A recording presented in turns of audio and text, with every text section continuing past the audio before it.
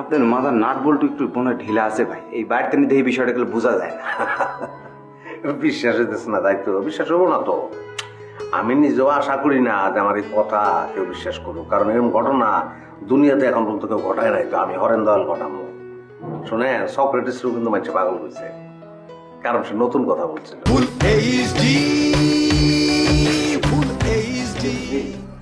আমাকে আটকা পড়ছি না, ধরুন কি করি না, আটকা পড়ছে, আটকা পড়বো কেন? আপনি কোন জায়গাটা এসেছেন আপনি বুঝতে পারতেছেন? হ্যাঁ, এটা সত্য ফয়নি রাস্তা না, যেমন তেমন সত্য ফয়নি না। সে তো অন্যরকম, এক্সেপশনাল, 100% খাঁটি, আদি ও আসল, এক্সট্রাঅর্ডিনারি ফয়নি। আপনি বুঝতে পারতেছেন?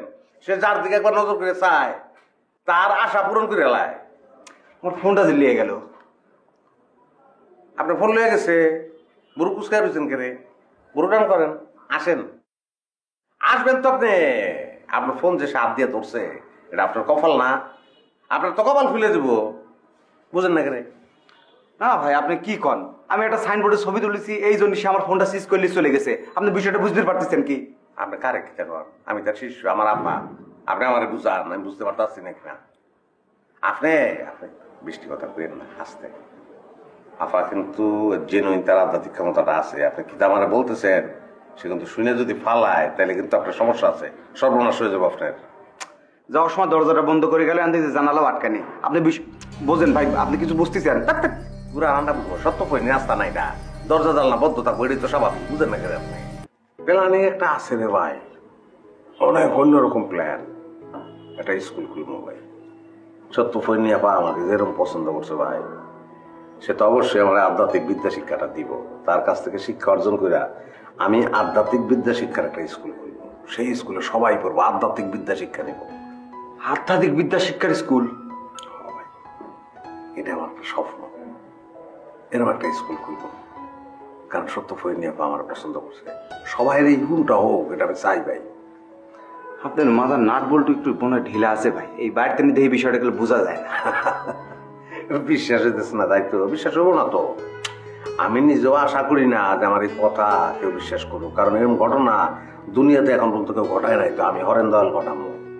শুনে সক্রেটিসও কিন্তু মানুষ পাগল হয়েছে, কারণ সে নতুন কথা বলছিল, এই জন্য। শুনেন, আপনার আমার পাগল কন, ছাগল কন, যাই কন, হচ্ছে আমি যদি খালি এই বিদ্যাটা অর্জন করতে পারি, আমি আধ্যাত্মিক বিদ্যা শিক্ষার স্কুল খুলবই, আমার কেউ ঠেকাইতে পারবো না ভাই। এটা সম্ভব। জি। আপনার ফোন। আচ্ছা, ও আপনার সঙ্গে একটু কথা বলবে, আপনি যান প্লিজ। আবার আসলে ডরাইছিলাম, ওই যাওয়ার সময় দরজাটা বন্ধ করে দিলেন, আমার জানালার কাছেও বন্ধ করা, কিরকম যেন একটা হরর একটা অবস্থা। সামনে সাহেব, আপনি আসুন আমার সাথে, আসুন।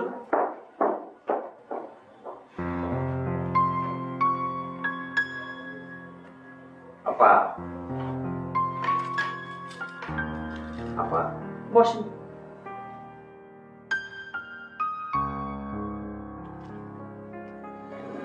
আপা আপনার পত্রিকার সম্পাদকের সাথে ফোনে কথা বলেছে, তাকে সবকিছু বুঝিয়ে বলা হয়েছে। মানে এই সাইনবোর্ডের বিষয়টা একটা ভুল বুঝাবুঝি ছিল, সেটা আমরা সংশোধন করে ফেলেছি। ও, তার মানে অলরেডি সাইনবোর্ড চেঞ্জ করা হয়ে গেছে। যদি কিছু মনে না করতেন প্লিজ। Thank you.